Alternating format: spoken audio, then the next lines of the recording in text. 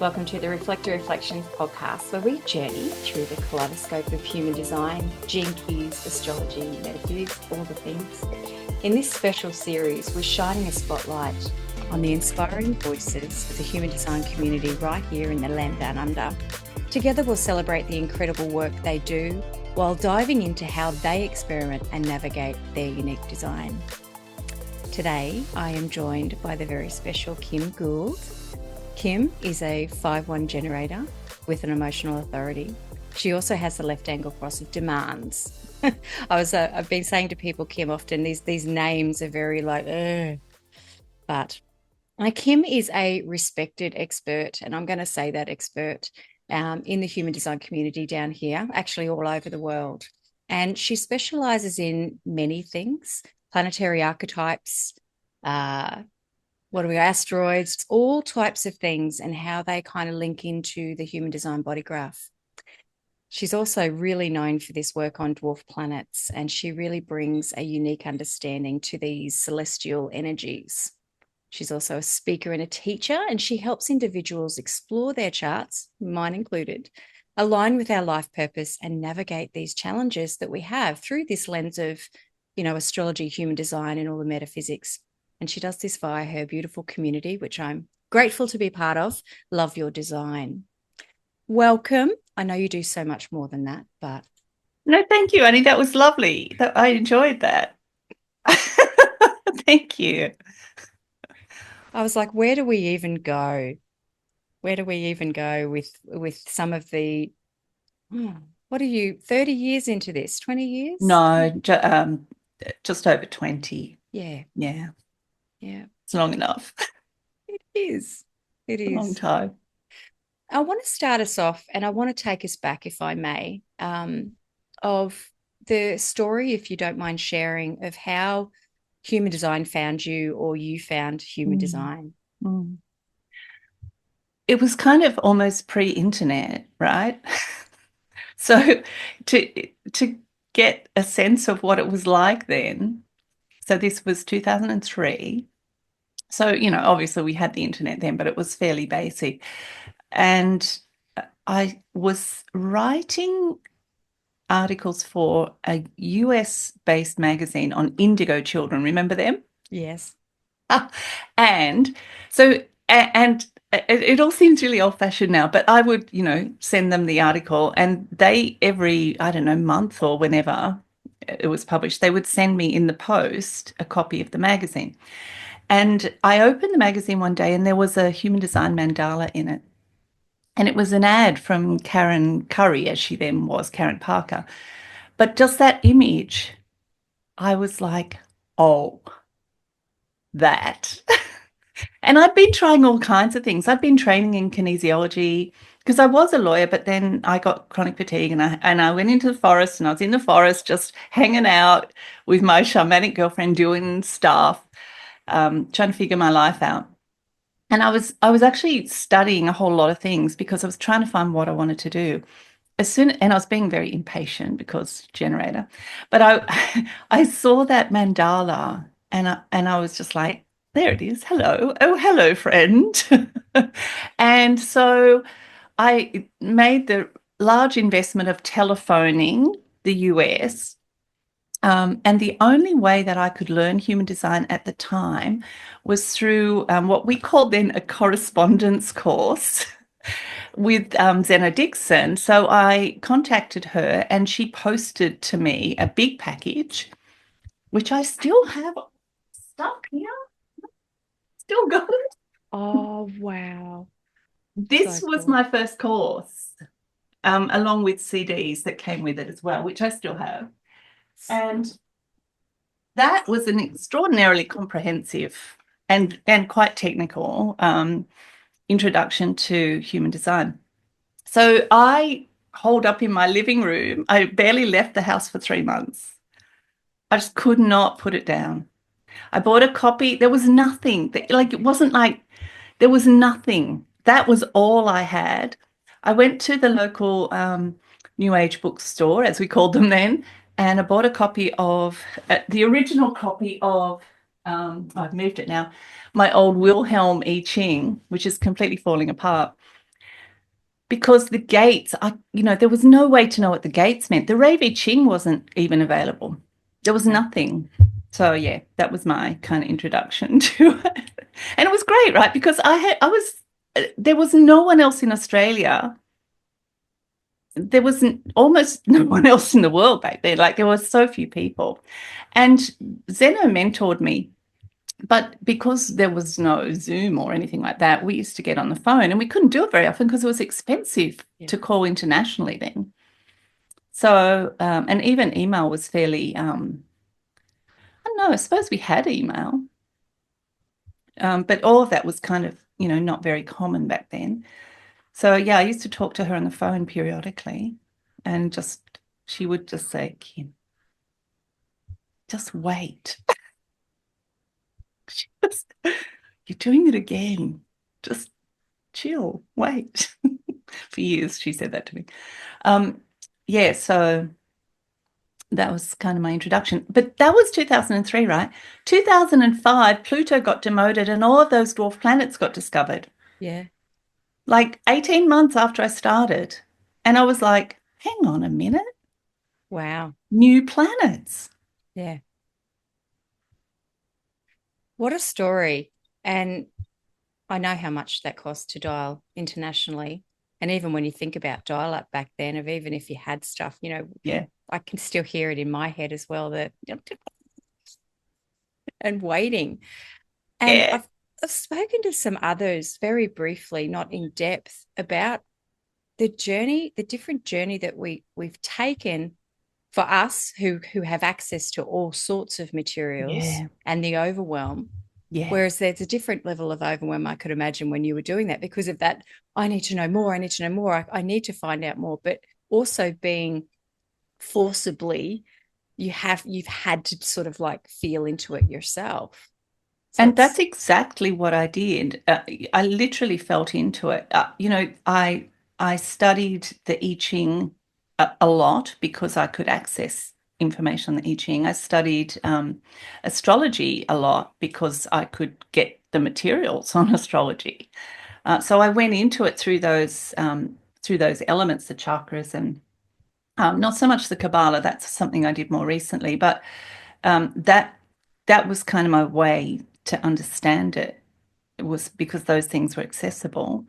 But also, I remember some people came from, I won't say who it was, but they're from Europe, and they actually called in because Eleanor Haspel Portner gave them my contact details. And so they called into my little cottage in the forest, and they said, "How do you know? Like, how are you learning?" yeah, And I said, I'm watching the transits and I'm feeling what the gates feel like. And they went, oh, that's how you like that. I just remember that part of the conversation because I was like, isn't that what everyone would do? But they were like, oh. So yeah. I just had to find my own ways to learn it. And you've got, we've had a chuckle about this before. You've got 10 line ones in your chart. Yeah. So that needing to have that knowledge, and having to ride an emotional wave. And I've got like 100 planets in my root center, including, my sun, Mercury, Mars, Saturn, Jupiter, all in my root center. So it's all like, let's get this grounded. Yeah, right. Was that where it happened in a way, Kim? Like obviously spending that, as you were just saying there before, it was like 2005 when Pluto got demoted. I'm still kind of grieving that in a way. Um, is that where it kind of started to spark your interest more about investigating these dwarf planets? Yeah, yeah. Yeah. Because when I went, when I found a site online, which I still use, which I could put in the details and it would give me a printed list, pardon me, of all where the dwarf planets were. But that was also, in that list were all the asteroids. I started saying, oh, let's have a little play with these then. And of course, I could find material on the asteroids as well. So I started doing readings for people with the asteroids, and it was spooky accurate. And just, I could never, ever go back once I started putting those into the chart. Wow. Yeah. Well, I'm learning that, and I'm only into your community for 8 months now, and I'm still like, what is this? I know, it's so accurate. And looking at the transits and using all of those minor planets, not just the dwarf planets, but all the trans-Neptunian objects and all of those, and the centaurs and the asteroids, that's like I'm watching this really complex kind of 6D movie when I'm looking at the transits, looking at all of those. It's just incredible. How was that journey? Just if you don't mind sharing, I'm so curious about the life, the kind of older life of Kim, obviously going through school and then deciding I'm going to be a lawyer. Mm. And then having, obviously, you mentioned, health issues that sort of like pushed you out. Did you always want to be a lawyer, or is it something that you felt that you had to do? No, I wanted to be a glamorous international banker. And so and so I went to university and I started studying what would be called business now, I suppose. But I hated accounting.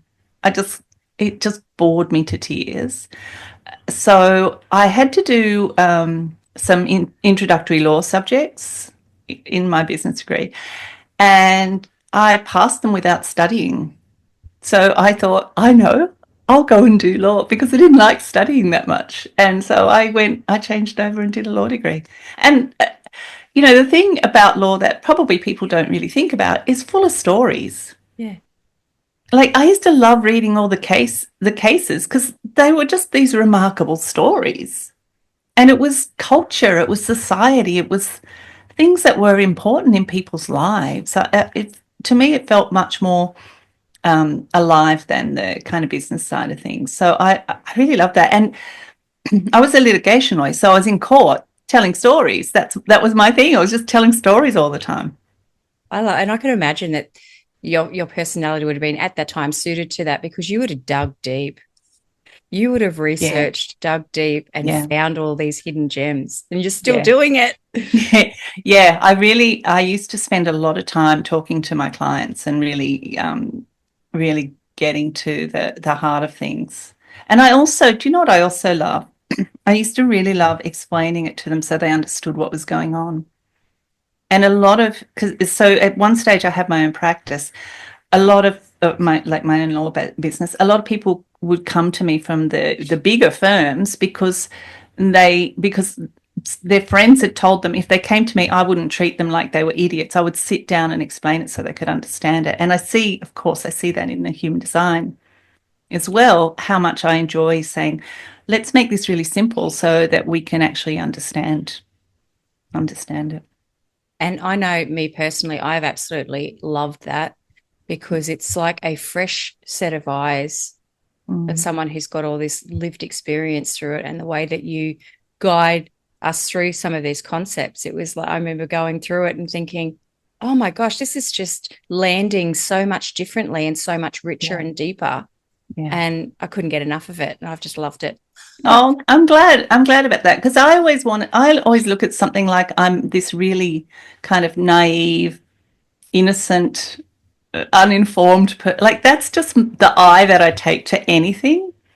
So I'm always like, oh, look, oh, what if we, But you but hang share that on. as well. You share that, and it's a community, and that's what I love about it as well. It's a real community where it's like, what have you got to say, or what have you sharing, or what are your experiences? It's not. Mm. It's you're not ever. Well, that's just through my lens. I don't ever feel like you're talking at me. You're talking to me, Yeah, or because I'm you're curious, talking. right? I'm Yeah, so curious about what do you think about it? What's your yeah, experience? yeah. That's how I learn. Skate 17. I've got my Sarah's there. Teach me. Show me, Annie, show me. teach me. When again, taking us back a little bit here, discovering that and knowing that you had to dive deep, how Mm. was that journey for you navigating, okay, I'm a generator, I have emotional authority, and I'm a 5/1. How was your experience in navigating those just those simple those things pieces of information. yeah. Well, the generator thing, that that took me a long time. I just didn't get it for a long time. And when I look at my chart now, with all that I know about it, I can understand why, because I've got so much manifestor energy, which is why, for example, when I go home to my husband and say, I think I'll start my own legal practice, and he goes, oh, really? I go, yeah, I'm going to do that, and I just go and do it, right? That I have a lot of manifestor energy. The difficulty, I think, for me was that there were parts of myself that I knew didn't fit within the standard generator idea.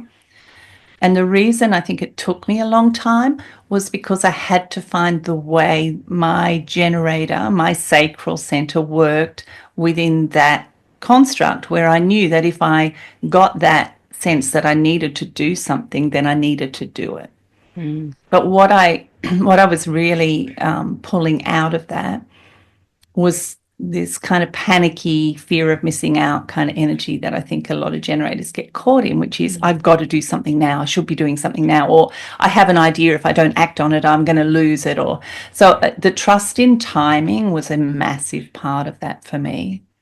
The 5-1, I don't even remember that. Profile doesn't really land that much with me, but it just makes sense. I mean, and in my spiritual layer, I'm a 6-2, which also helped me a lot to understand how I operate on that level. And the emotional, I mean, I'm just, again, that just was like, oh, duh.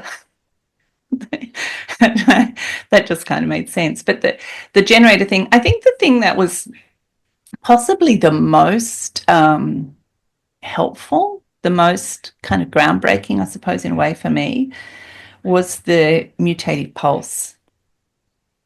Because I've got, in that central channel, I've got the 6124 and the 360. And understanding, and my only throat gate in my undefined throat is gate 23. Yeah. So that's that. Look at the moon right there now. I think the 23 in that undefined throat was, I'm still going through and getting a better understanding of that even now. But I think understanding that sometimes, those times when I felt like I didn't know anything, that was good. That was an inner mutation time. And that was okay. That I didn't, when I had that experience, I didn't need to panic and rush around and try and get control of things and try and make things, I didn't have to do that. I could actually just go home, make a cup of tea, pull out a book and read, and just let that inner mutation move through. And then I recognized over time that I would wake up one morning and I would feel like I knew what was going on again. And off I went. And that was bigger than anything for me. Yeah. I know a lot of people say, it's about surrender. I have a little bit of a love-hate relationship with that word, because it implies that we're not actively present or involved. But that is, in that way, it's a surrendering into just trust. Yeah. Yeah. I think if we take the idea of surrender from just the masculine polarity, it's kind of like you've been overpowered and you collapsed. Yeah. But if you look at surrender from the feminine polarity and that active engagement with the potential that's rising up, that's a whole different deal. That's nicely said. Mm. I'll park that one and ponder that later. Gate 2. This it's something that I see people's charts, and I know that you were with us at the conference, so I've seen people's charts, but I haven't delved into them because it's kind of none of my business. So one of the things that I like to do to be surprised and delighted is I just had a look at your chart this morning and I'm like, oh, I'm sure I knew that, but I didn't know that. And you were just speaking then, you've only got one gate in your throat and you've also got a completely open G. And I was like, why did I not fully know that? And I just wanted to sort of ask you to share, if you may, how is that journey? I know we're just talking with that one level of the human design bodygraph here, but that open G of yours, maybe it's the open Gs attract the other open Gs, but having that openness here. It's I mean, just in business terms, it's interesting because I feel like over the years, if I'd had a defined G, I would be really famous. Right? People would see me, they'd recognize me, they'd remember me. But having an open G, I tend to fade into the background a bit. So there's that aspect of it. And if I think about the purpose for that, it's given me the space to do what I want to do, which is just to roll back, just I think something that's quite important that I've just been thinking about yesterday is that when I put the asteroid book out, I didn't realize people couldn't work, not everyone, but a lot of people couldn't work with the asteroid material because of the way, because of how well Zeno taught me and the way in which I learned human design. I had quite a strong grasp of all of the way the human design chart fit together, how all the pieces go together, or what it all means. And so I thought everyone was still learning that and knew that. And what I was surprised to find out was that the techniques that I was teaching people to use with the asteroids, they didn't know what I was talking about. So that pushed me back then to do all of those, what I call the can't remember now, the experiment courses, which I've been doing for the last few years just to get that really sound, basic human design education in place, because you can't do the other stuff without it.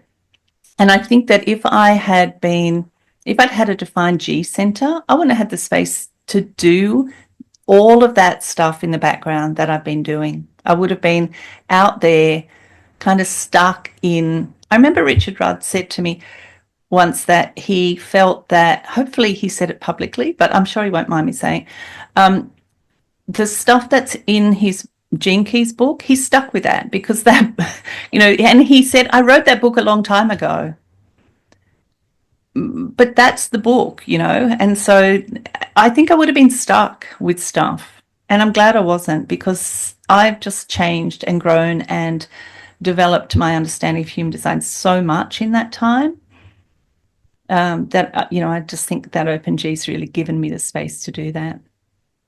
I really love that. Thank you for sharing that, because that's just this floating, being able to sort of like float in and out and be present in all.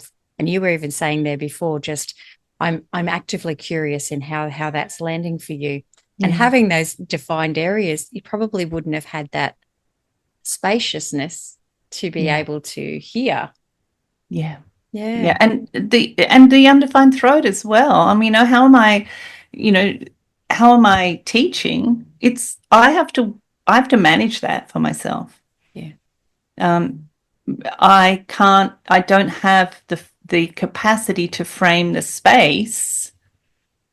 This is just something I'm working with at the moment. In groups that I've run in the past, I've had manifestors manifesting even projectors with a defined throat center come in over the top of me and basically start managing the group. Yeah. So one of the things that I've had to do is to learn how to hold that frame, but also keep the space of the undefined throat center there so that everyone gets the space to speak. Mm. That's really interesting. And I know that you were just saying, obviously, before there as well about, the 5-1, and it's kind of, you can take it or leave it. That's my words. I've kind of gotten to that point as well. However, every now and then I see what the texts say about the 5th line. And I think, oh my gosh, that's where it plays out for me. And I think for you, maybe that's true too. If you were maybe a 2-4, just more of that leadership, of more of that, okay, here's a problem, I'm going to solve it. Yeah. But more of that, it kind of that energy can come out. Whereas I'm not saying that other profiles, people can't do that. Yeah. But it seems to be something that's inherently in our energetic. Yeah. Whereas I feel it kind of pull, and it's like, oh, there it is. If I had to associate an energetic level to it. And so in the 6 lines, and you might have looked at this in the I think it's the third experiment course. In the 6 lines, the fifth line is the solution. So the whole 6 lines are just working their way through. Line 1 saying, well, this is the problem. Lines 2 saying, I need some time to think about this and figure out, what it's about. Line 3 goes, I think I know how to fix it. Line 4 says, let's get everyone together. But line 5 is the place where we go, this is the solution. It's almost, I think, other than 2 hexagrams, it's almost always the place where if you want to know what a gate looks like, what it's actually about, you go to line 5. So people with line 5 are here, like you said, to bring that universalized version. But the thing I love about it with the line 1, if you haven't grounded that, if you're not walking your talk with that solution, it's just words. Yeah.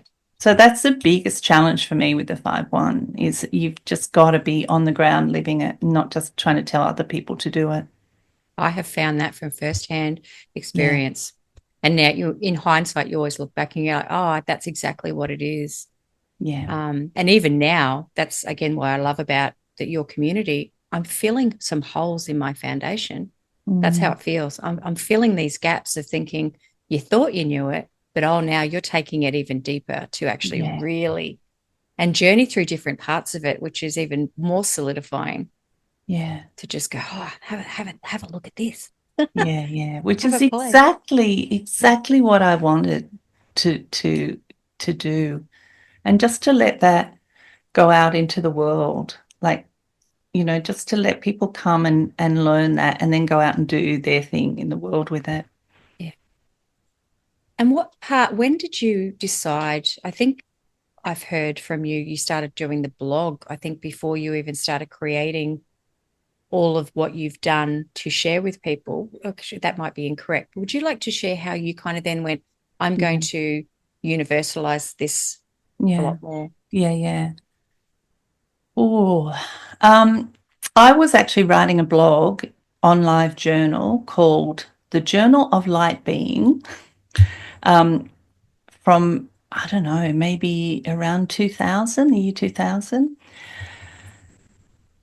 And then in 2004, so pretty much like within 12 months, I had the Love Your Design website up. Because I lived out in the bush, like out in the middle, like, oh, hello, Australians, I can talk. So I can talk about geography. So I was on the north coast of New South Wales. So it's about an hour and a half inland from Byron Bay, in basically in the Feral Mountains there is where I was, just under Mount Warning or Wollumban. And Gully. there was no no possibility of me having, and I had 2 little kids, so I couldn't go anywhere. I put an ad in a little kind of community New Age newspaper on the Gold Coast. This was almost right, like the first paid readings I ever did, and I was charging. I put a little article in, and it was $120, which was that's a lot of money. With a lot of money. And I'd been living on like, $10 a week kind of thing out there. Like I didn't have any money.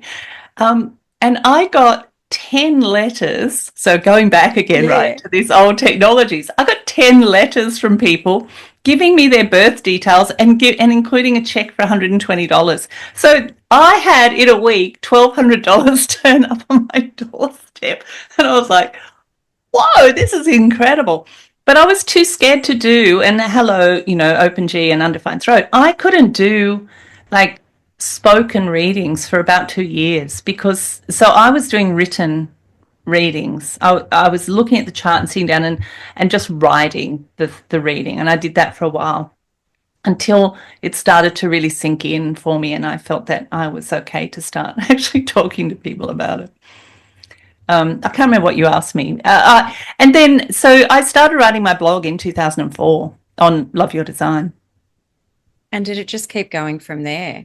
Because where we sit now in 2024, you've got your own taraka and it's a journey. It is. Well,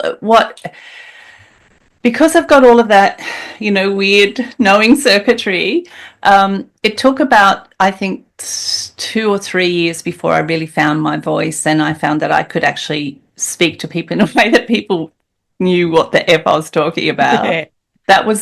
Really was a journey. I had to walk myself through that because I kept wanting to give up because I thought no one even knows what I'm talking about. But I kept going. Now I just want to say that was the only human design blog in the world, right? Like that was the only, like this is the time frame we're talking about. So of course it got coverage. People found it on the web because in those days you could find things, and also there was only like a handful, literally less than five human design sites in the world. So Yeah. people found it. So that was helpful. I also got named in the top 100, the top 10 astrology blogs in the world in, I don't know, maybe 2006, something like that. So, and I think that was because of the asteroids and the dwarf planets that I started writing about as well. But then, it got quite well known because, as I said, it was the only blog. And then Taraka, because I was trying to teach people how to do progressions. I was trying to teach them the astrological maths to calculate their progressed charts in a class I was teaching on what's now holographic human design, so the progressions. Yeah. And also trying to teach them how to calculate all their asteroids and everything and where they were. And one of the women in the class, Lisa, came to me and she sent me an email. She said, we need to talk. So we got on, we actually had some video then. So we got on that. There would have been about 2010, I suppose. And she said, I'm a software engineer. I can create a website for you because no one should be doing this. So she built what is now Taraka for me in her spare time. And we were partners in that for a while, but she's gone off to do other things now. Amazing. And I've seen you still, like there's still things that you do manually, which I love. I still see you handwrite your ephemeris, write it down. Oh, every week I go to the cafe and sit with my beautiful fountain pen and my beautiful notebook. And I write a whole lot of stuff out. Yeah. And I love that. I've actually really learnt from that as well, and the journey of just being a reflector or navigating the transits myself and what that means for me and how beneficial it is to write and to draw and to be really present, because these days you can just load up an app, but it's like you're not connecting with it. Well, that's how it felt for me over the last couple of years. I totally agree. And I have paper and paper and paper here of just, sorry, trees, but of scrawling and redoing things. Yeah, I've got a whole shelf, just you can't see, but I've got a whole shelf there of these notebooks, because that's like, I'd say half of them are transit notebooks where I've just been, because I've been writing about the transits all that time. So, and drawing, the way you pull things into relationship with each other and all that kind of stuff, doing it like we'll say analog, right, where you're seeing relationships that you wouldn't see otherwise. Yeah. And I've got a couple of friends who are astrologers. They're obviously into human design, but their background is in astrology. And there's a kind of a part of them that feels they're grieving because there's so much that people can just generate. And it's kind of like, I'm talking to you, Kaz, but it's like no one can do what you do because you're the one that knows how this feels. This is the experience of it. So even if somebody else can generate them a chart, if they go back to that person, will that person be able to give them more depth and information than somebody who's actually still crafted it? It's a real concern, I think. Yesterday I was working with someone and I was looking at their Venus. I looked at the design Venus, personality Venus, the Venus in their spiritual expression chart, and the Venus in their interactive chart. So we've got 3 months before birth, 7 days after birth, and 90 days after birth. Their Venus was in the same gate for all except the design one. Now, I would not, if I was just used to looking at a digitally generated chart, I wouldn't actually have picked up that that was extraordinary, because how could Venus, which only spends 4 days in a gate, be in and takes a year to go through all the gates, be in the same gate 7 days later, and then again 90 days later? I actually went and checked the ephemeris because I thought that can't be right. But Venus had that was the beginning and the end of a retrograde. And so this person, this is extraordinary information. The fact that Venus is still in that same gate for 3 months after she was born. I mean, it would have gone in and out, but still in her interactive. And that's the kind of relationships that you don't know about unless you actually know how to calculate. And one of the things that I'm going to put up, and I think you and I have talked about this, because I've got all these weekend workshops in the community that I'm building out. And one I want to do is just to take people through the process of creating a chart, just from like calculating it themselves and coloring, because I didn't have software for the first year. I had a Mac and there was no software only for Windows machines.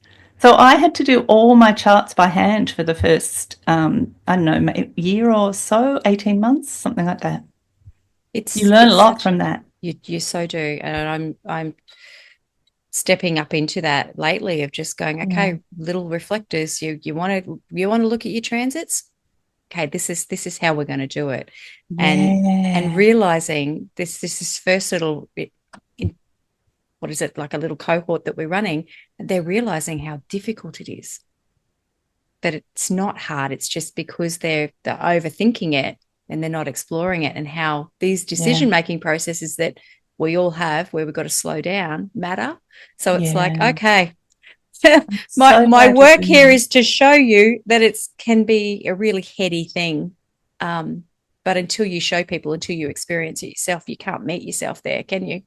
No. And, I'm so excited that you're doing that. And it's a skill set. It's a skill set, and it's one that's being rapidly lost. And I've talked to people I was talking actually to a doctor about it the other day. My ex, who's an architect, I've talked to her about it. The loss of skills from people who have come through learning from just the computer does it all for them. And so there's a generation who was before that, and astrologers as well. I've spoken to about it, because we see what's missing when you only have that computer generated way of doing things. Mm. Yeah. You really, Katja Walters has this amazing book called the Tao of Chaos. And I love that. And she talks about in that book the difference between the analog world and the digital world. And digital world is all 1 1 0 1 0 1 0, right? Creating a pattern. The analog world is the stories, the relationships, and we've lost the analog world. We've lost the stories and the relationships. And I think that's definitely something that for me is a really important part of how human design works. Even if you think, well, I have gate 23, I also have gate 59. How do they relate to each other? Because they're in my chart, they're in my being, they do relate to each other. How do they relate to each other? I love that, because I feel that that's the important work that you do with the asteroids, is not even just going, well, where is this in my chart? It's also the story about how that asteroid was named and those archetypes behind it. Yeah. And it allows, I'm speaking from my perspective, it allows me to step into this journey of this person, this heroine, this hero, and take on those kind of like things and apply it then to my life and go, how has that shown up for me? Yeah. So it's gentle inquiry that you just, through the art of story, the art of storytelling, that's where it's very healing. Very healing. And how wonderful to be able to see. I mean, I talked about psyche, I think last week, and she's always bothered me because I always felt there was such more to her than I had been able to write about. And then what struck me was I saw that picture, the painting of her walking, which was basically her wedding march, but it was her family who had been told to take her and lay her upon a rock and wait for the west wind to take her to her husband, who was a monster. And this was her punishment for being more beautiful than Aphrodite. And I looked at that painting and I thought, she's walking. Like, we could say she's really passive, but what suddenly struck me about Psyche is that she wasn't passive at all. That's when I was thinking about the surrender. Yeah. She surrendered to what appeared to be a rather extraordinary fate, and it was. And something in her told her that was the right thing to do, and she did it. And there's tremendous courage in Psyche, incredible courage. See, I love that. It always gives me tingles. And to find that, to say, well, there's my Psyche. This is a place where I have courage to follow my fate and to do these things that might seem crazy, but that I know that's my fate to do those things. Mm. And for those listening to this, you can get all of this. You can get all this juiciness. I know you used to be running the blog. A lot of it is now sort of, in the community, which fair enough, because this is the kind of conversations that we have. And I love that. Yeah. And it was, it was taking me 2 days to write my weekly blog post. And I just I wasn't getting the value from it for what I wanted to achieve. And I will come back to finding ways to share, outside the community. I'll come back to that. That's on my list of things for next year, early next year. Yeah. When I know we're talking about, just taking us back there before, I know we've been going a while, so I'll wrap us up, but the holographic body graph. So for people who don't understand that, may you share, like you did mention there before, about how we overlay some of the if you wouldn't mind. So people were always asking me, when's this going to happen, or why is this happening now? And as I said, I spent a lot of time kind of looking into astrology because that was something I could study. And I knew about something called progressions, or secondary progressions. And so I thought, I'll have a play around with that. And again, I had to do it all manually, but I figured out, okay, so I can create a human design chart based on secondary progressions in astrology. I can create a chart for you that says, this is your chart for today, right now. And I can lay that back over your normal chart, and I can tell you what's going to happen, or what are the primary influences in your life now. And that's, no one really understands how that works, but it's the calculation is that for each day of the first, little period of your life, from when you're born, each day, we actually take it out for a year. So on the say on your 32nd birthday or your 32nd year, we would look at the chart for the 32nd day of your life, and it works. And no one really knows why, but it does.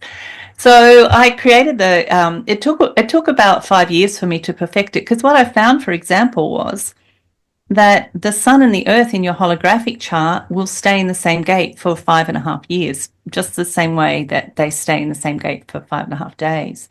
So you have these 5.5 year solar cycles. We all have these. And what I found was people were coming to me for their first human design reading almost always when their holographic sun was in line 6, because they could feel something was changing and they didn't know what it was.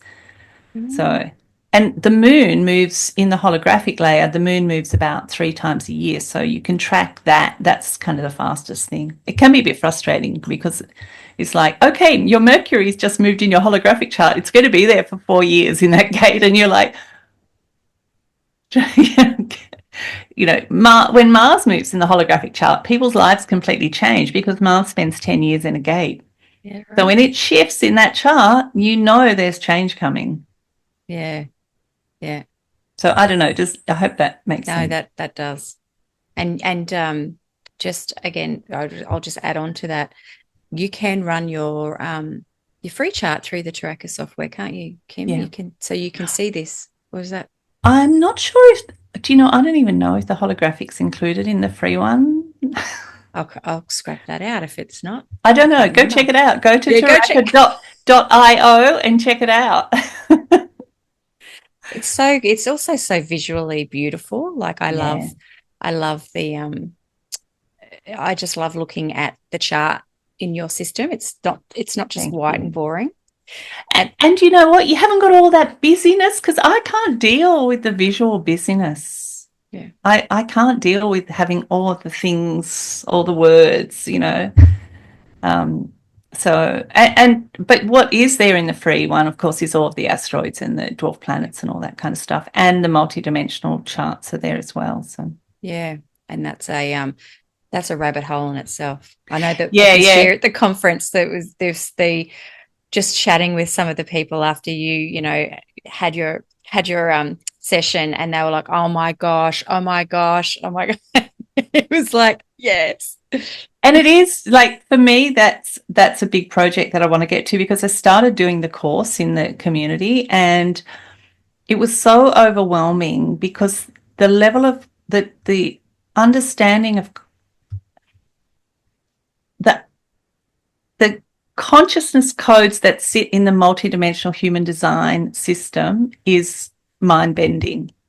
So I had to pull back because people were like, can't do this. And so I pulled back to finish the other stuff and I'll go back to it when I've got time to kind of sit down and really do the research because it ties in hugely with all the modern science stuff and how consciousness works and quantum mind and a whole lot of stuff like that. Were you working, or have you had lots of conversations with Eleanor, and what? Because that I remember when I read that stuff from her, I was like, my mind was just like, oh, this is a lot. Um, We tend to view it kind of differently. So it is her, like she's put the calculations together, but we tend to take slightly different approaches to it. So, you know, in 2006, when I started working with it, I spent some time with her then, but I've kind of just taken it in my own, and not that I'm at odds with anything that she does, just my approach is a bit different. yeah. And I know in that for me, it's always been when I looked at my chart because I have um, who have I got? I got a lot of things. I got Lilith. I've got a lot of things in gate 3. So it always defines my 60 to my 3. And Yeah. so I remember looking at this going, I've just accepted the fact that I'm a reflector. But then when I look at this and I add in my Chiron, that's right, my Chiron, my Black Lilith, it's all in gate 3. And I'm like, ah, Yeah. so I've got that generator energy. And that's, you know, I said at the start about how when I was talking about being a generator and how my, you know, I've got the 4521. If we look at the layers, I've got the 4521. That's a really clear and obvious energy that I have. I've got in my multidimensional charts, I'm a projector or a reflector in all of those charts except my main human design chart. So when you start playing around with those layers, type starts to become more, you know, complex, and and I think it's really good to you are the type you are in your standard human design chart because that's important and that's kind of your primary type. But there are other ways of in terms of type that we all operate, and a lot of people who come to me because they can't figure out why their type strategy isn't working for them, and it's because in other layers they've got all kinds of other stuff going on. I love that because that's how Mm, it's played out for me. There's some things yeah. I really do identify with the reflector, and I Yes. watch it play out throughout most of my life. However, there's a lot of other things that I do that I just go, no, that's who I am, and I can show up like that. I Yeah. don't have to wait. then I can initiate, for lack of better words. Whereas the reflector community be like, reflectors can't initiate, and I'm like, watch me. How do we get shit done otherwise? And look at reflectors, right? Look how, like, all reflectors are not the same. And I think I sent you that video where I worked with a group of reflectors, and we looked at all of the layers of their charts. And that was great to work with them and to see the way these, subtle layers of difference sit in a reflector chart. Yeah. There's a lot of murmurings, just to sort of like take us off on a little tangent here. There's some murmurings in the reflector communities about, well, okay, if Ra had all these subtypes for the other types, maybe there are subtypes for the reflectors. Yeah. And so, they're getting curious of going, okay, well, if you've got a multitude of gates that are in your spleen, exactly, what's going to happen to that? How's that going to, exactly. feel? Yeah. I love that. And this is like, I've never liked type. It's never something that's made sense to me. I'm not good at it because I look at a chart, and I see what's in the chart. I've never been a person that says, oh, I literally am not good at saying this is what a generator is, because I look at the chart and I read the chart and from the courses that Ra only introduced type. It wasn't in the original revelation. He only introduced it because he was really struggling with how to teach human design to people. And he wanted to find some simple ways to give people access to the material. But those kind of simple teaching tools that he created around that time, people think that's all human design is. But that was just something he was like, how am I going to get people to actually understand this? And there's so much more beyond that. I feel like that comes about, everyone bangs on, got to decondition, got to do your deconditioning journey. But saying that, I also think that's something that happens naturally during that process, where you start to kind of like unravel from the label. The labels. You start to really unravel from it, and you're like, oh, but I feel so much more. And the more you kind of like talk to other people, you're like, I feel that too. It's a shared experience in life. Yes, definitely. And even, I definitely agree with that. But what they're sharing the experience of is having a defined sacral center. Like for a generator, they're sharing the experience. For a reflector, they're sharing the experience of not having any defined centers. They're sharing those particular experiences. So, I think that it's important to recognize that there's not this magical thing called type. It's actually an arrangement of how where the definition sits in your chart. And that says something. And, one of the problems that kind of bugs me a bit is when people say, or for me anyway, with my work, when people say that's my not self, I don't know, do people still talk about the not self? When people say that's my not self, and for example, with the asteroids, we might find out they might have Ceres in a gate that gives them emotional definition, but they have in their standard chart, they have an undefined solar plexus center, and they can't understand why they're so emotional.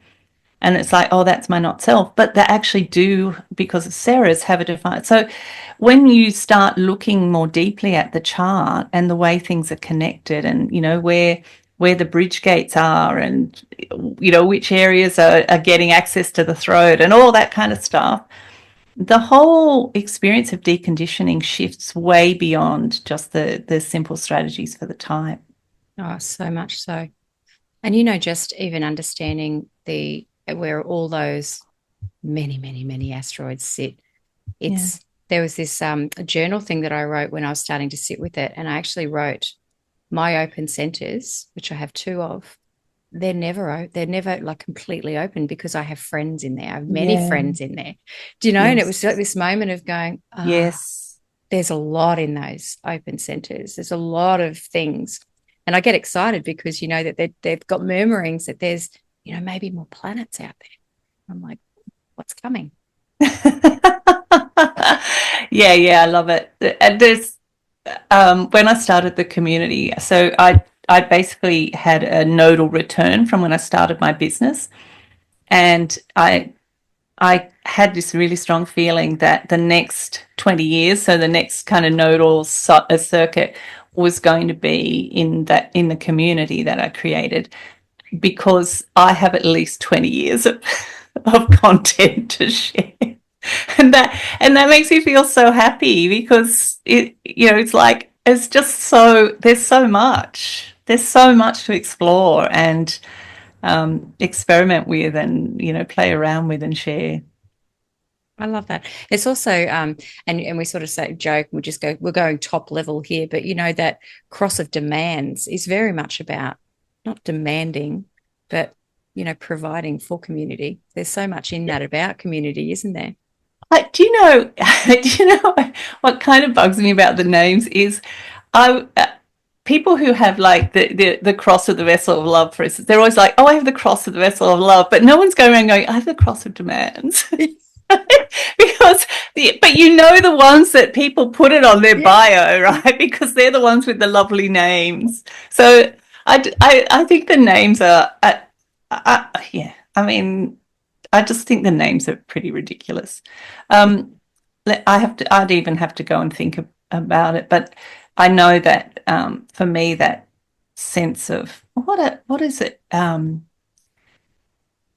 It's all collective, other than the 21.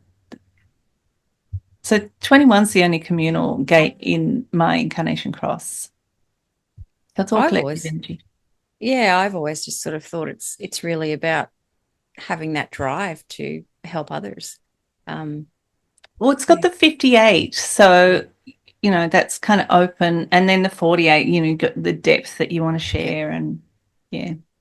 There's the beautiful things in there. Yeah, I love exploring those kind of language, those words as well. I love what you said Yeah. there. No one ever puts that on their bio if they've got like um, the cross attention. Yeah, exactly. Yeah. Exactly. I got the cross of distraction. People just go, oh, I I'm have like, yeah. to I have to redo that bit in the course, because I was so cranky when I did the bit, well, about the names of the crosses, and I was just having a really cranky period. I have to go back and re-record it, because really was like, oh, get over it. I'll have to take a screen grab of it and put it in the history that the if you want to laugh, go back to the original. Where I was being real cranky about the names of the incarnation crosses. I Yeah, mean, I don't often, I don't even know what they mean. Like, where did that word even come from? What does it even mean? Who knows? that's like when you got the keynotes of 4 different gates, and then again, another thing that you share a lot of is going back to the I Ching and really looking at it from that level, and you're like, yeah, how did you come to this name? But anyway, Yeah, and Ra just lifted all of the names of the gates straight from the Wilhelm I Ching. But the deeper meaning of what's going on, that wasn't something that he had time for. He just took the names and ran with the names. yeah, it is a deep dive into just like going back, and that's what I did, because obviously the cross of distraction didn't make any sense to me. I'm like, I couldn't. I mean, look, yes. What did you say it was again? I forgot. There's a very distracted Annie. Hang on, I'll be with you in a moment. But I had to go and went, what do these 4 gates really mean for me? Yeah. And can I go back to some of the where did this come from? So I had to take that journey myself, without everybody else's, without the internet telling me, because you know what? This is what it means. And I go on Reddit sometimes, on the human design Reddit pages, which is just so eye-opening to see the things that people get told, because people come on there because they get told really disturbing things about their human design. I remember years ago, this woman who always had her dogs with her. This is a long time ago. She had 2 dogs that she loved. And I saw her one day, she didn't have her dogs with her. And I said, "Where are your dogs?" And she said, "Oh, I don't know if you've heard of this thing called human design, but I had a reading and they said I'm not supposed to have pets. So I gave them away." I think that was the beginning of my kind of crusade to What's the bet she was a projector? I don't even know. I was just so shocked by that and so horrified that I was horrified that she allowed someone to have that much authority over her life apart from anything else. Yeah. It made me really sad for her and for human design to see that. So, yeah, I think too, a big part of what I want to do is impact just what you said, empower people to get their own, to have the skill to be able to draw their own sense of meaning out of their design rather than having to rely upon memes and, stuff that's so superficial that it doesn't really even make sense. Yeah. And then they've got to fit themselves to it. How do I Love fit it. myself to this word? Right. Yeah, it's Or fitting. confirmation bias, if I if I say this gate is this word, it's just this word and nothing more, just this word, then I see that through confirmation bias because I want to believe that that's the word. I see that all over, but even if I didn't have the gate, I'd probably still see that if I was looking for it. So confirmation bias plays a big part in that as well. So true. Well, I am so looking forward to seeing you again in May next year at the conference. I mean, I get to see you weekly online, but in person. Yeah, looking forward to it. And I'd love for you to share, if you don't mind, where people can find your community and all of the juicy things that we do in that community. I know treasure hunting is one of my favorites each week. um, so it's just loveyourdesign.com. And the link to the community is on the homepage of that. So you can go into that, and there's lots of courses in there, right? There's a lot of many hours of kind of deep dive courses on human design, including the asteroids, dwarf planets, holographic human design, plus all of the stuff like working with definition and incarnation crosses and all that kind of stuff. And the weekly wrap, which is kind of my favorite thing, where I do a video every week with the transits. The Tuesday treasure hunt, where we usually go looking for an asteroid. The minor planet treasury, where I've got all of the meanings of heaps. I'm always adding to that. And I just started the Soul Biz mentoring group, which is really cool. So we've got people who are setting up their own business or already have a business. So we're actually, because I've done a lot of business coaching over the years. So just pulling that together into a group. It's all included. I just love the fact that's all included in the monthly thing. So you don't have to pay any more for it. But we meet twice a month. They've got their own little group where they meet just and have a bit of a hangout time as well. What else? I don't even know. There's other stuff There's in a there as lot. well. It's a huge experience just to be in there. Oh, we And do just weekly like, calls, yeah, Q&As, and there's yeah. like hours and there's a couple of years of Q&As in there, video recordings. Um, what did you asked me something else? I can't remember. I don't know. There's a lot in there. You could just immerse yourself in there and you'd be happy for years. I hope so. And I'm just finishing the planets course, which I've been just absolutely loving pulling together. I've nearly done all of the experiment courses, which are the basics for human design. So, like you said, that was one of my things. Was I had people who were coming to me and they were self-taught, which is fine, but there were huge gaps in their Yeah. understanding. And so, one of my things that I wanted to do was to give people a pathway to follow, because I think knowing circuit perspective, like you said, to actually be able to kind of flip things around so people look at human design in a different light. Because to me, how I learnt it and my experience of it is really quite different to what a lot of people think human design is. So just to bring people back to those core consciousness codes, which is what human design is. It's a personal map of the way you, as a unit, if you like, of consciousness, fits within cosmic consciousness. It's a map. That's your map. And the core consciousness codes are built into it. And it's just astonishing. There's math in it. There's science in it. It's just astonishing. Well, I love it. I feel like it's always like, when you get to the point in your life and you're like, I can't do, I want to be around other people who are also going through this and have that Mm. shared lived experience. And as part of my work, it's also about us being, as we get older, extending the hand down and reaching Yeah. down to those that are learning and going, here, I cannot help you, but here's my hand and I'll, Mm. guide you through this process. It's the elders reaching down to the youngers. And Yeah. sorry for saying it like that, but that's how it feels sometimes with the energy of, being in this lived experience of going, we all need support, we all need each other. So, yeah. Definitely, definitely. And this is definitely a legacy project for me to say, what's the simplest and easiest way for me to make my knowledge available to people in a way that's affordable, right? Because who knows what's going to happen in the world. So I want to make it accessible. I want people to access it. Yeah. Yeah. Thank you. My pleasure. Thank you. It's been a wonderful conversation, as always, with you. Okay. No, I also thank you for the work that you do in the world and all the information and sharing yourself with everybody and, being a part of that of just going, here, I can help, and you do. So that's what I was also saying. Thanks, Thank you Danny. for appreciate you. And I'll wrap that up now and hope to talk to you again soon. You're like, are you stopping? Are you stopping? Are you stopping?